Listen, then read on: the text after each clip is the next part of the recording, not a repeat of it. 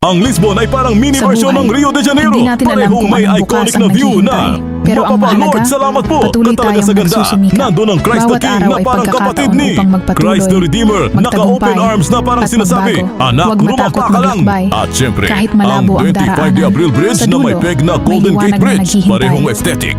Parehong pang main character moment. Pero ikaw pa rin ang bida sa sariling travel vlog mo. Ang Portugal, aba, hindi lang maganda. Nakaka-main character syndrome. Lalo na sa summer, ibang level ang glow. Golden hour hits different. Parang automatic may filter ang buhay mo. At ikaw, hindi lang basta naglalakat. Rumarampa kasi hindi ka turista. Isa kang walking fashion show na may kasamang konting kabaklaan at maraming confidence. Bawat hakbang, may sway. Bawat liko, may pakimbot. Bawat view, may caption na I deserve this life. Kaya go lang, rumampa ng rumampa habang matikas pa ang mga paa. Dahil ang buhay hindi runway forever. Pero habang kaya pa, ikaw ang bida, ikaw ang moment. At ikaw ang dahilan kung bakit napapalingon kahit ang hangin sa Lisbon.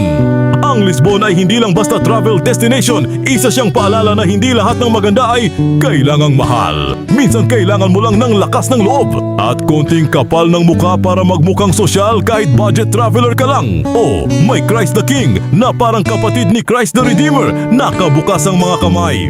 Parang sinasabing, anak, welcome ka dito, pero yung utang mo, bayaran mo muna pag uwi mo. At yung 25 de Abril Bridge na may pagka Golden Gate Bridge vibes. Paalala na kahit gaano kaganda ang view, hindi yan magiging sayo.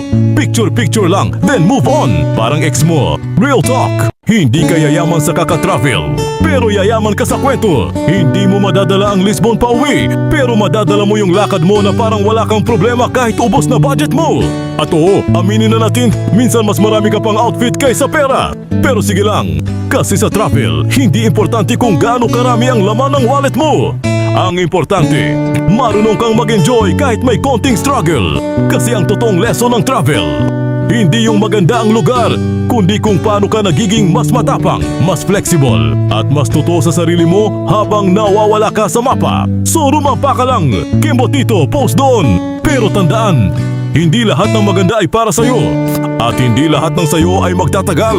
Kaya habang andyan ka sa Portugal, enjoyin mo, i-post mo, i-flex mo. Pero huwag mong kalimutan, ang pinaka-importanting uwi mo, hindi pa salubong